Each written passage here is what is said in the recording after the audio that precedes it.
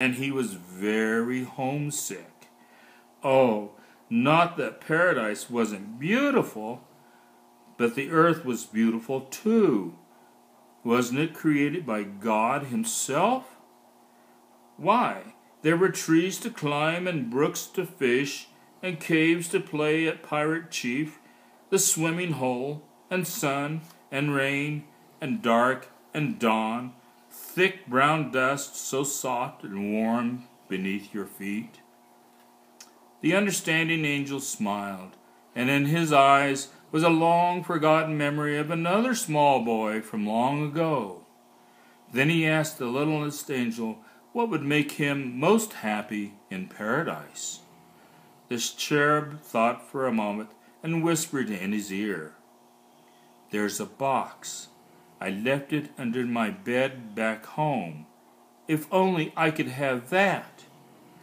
The understanding angel nodded his head. "You shall have it," he promised, and a fleet-winged heavenly messenger was instantly dispatched to bring the box to paradise.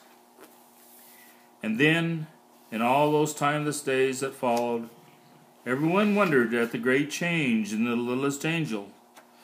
For among all the cherubs in God's kingdom, he was the most happy. His conduct was above the slightest reproach. His appearance was all that the most fastidious could wish for. And on excursion to Elysian fields, it could be said, and truly said, that he flew like an angel. Then it came to pass that Jesus, the Son of God, was to be born of Mary of Bethlehem of Judea. And as the glorious tidings spread through paradise, all the angels rejoiced, and their voices lifted to herald the miracle of miracles, the coming of the Christ child. The angels and archangels, the seraphim and cherubim, the gatekeeper, the wingmaker, yes, and even the halo-smith, put aside their usual tasks to prepare their gifts for the blessed infant. All but the littlest angel. He sat himself down on the topmost step of the golden stairs and anxiously waited for inspiration. What could he give that would be most acceptable to the Son of God?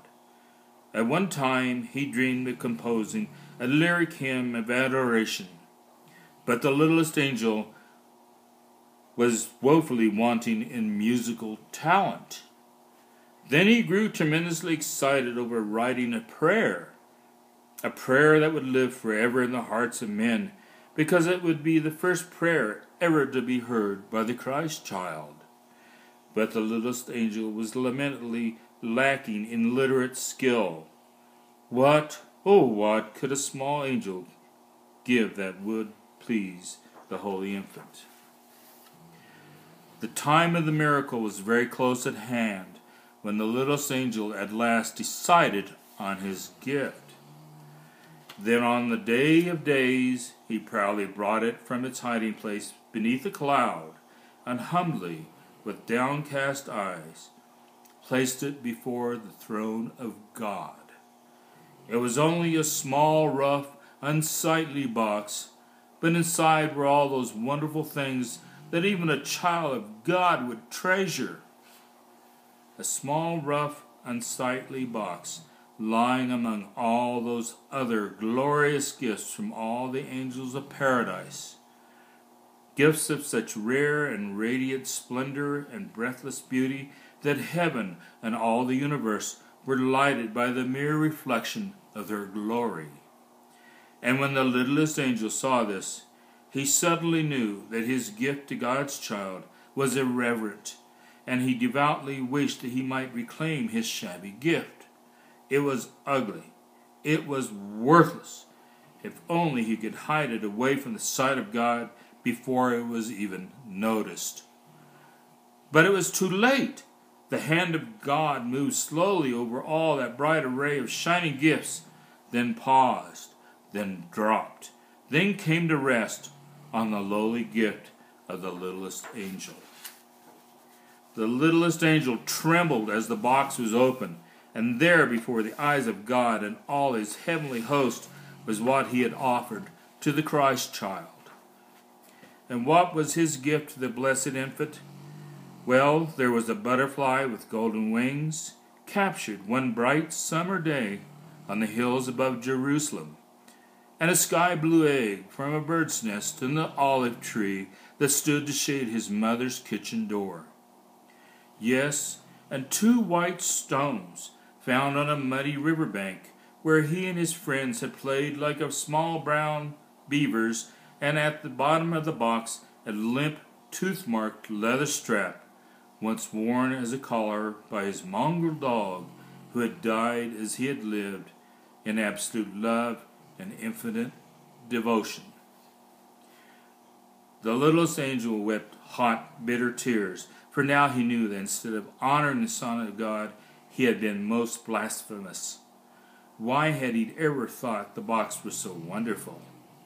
Why had he dreamed that such utterly useless things would be loved by the blessed infant? In frantic terror, he turned to run and hide from the divine wrath of the Heavenly Father. But he stumbled and fell, and with a horrified wail and clatter of halo, rolled in a ball of consummate misery to the very foot of the heavenly throne.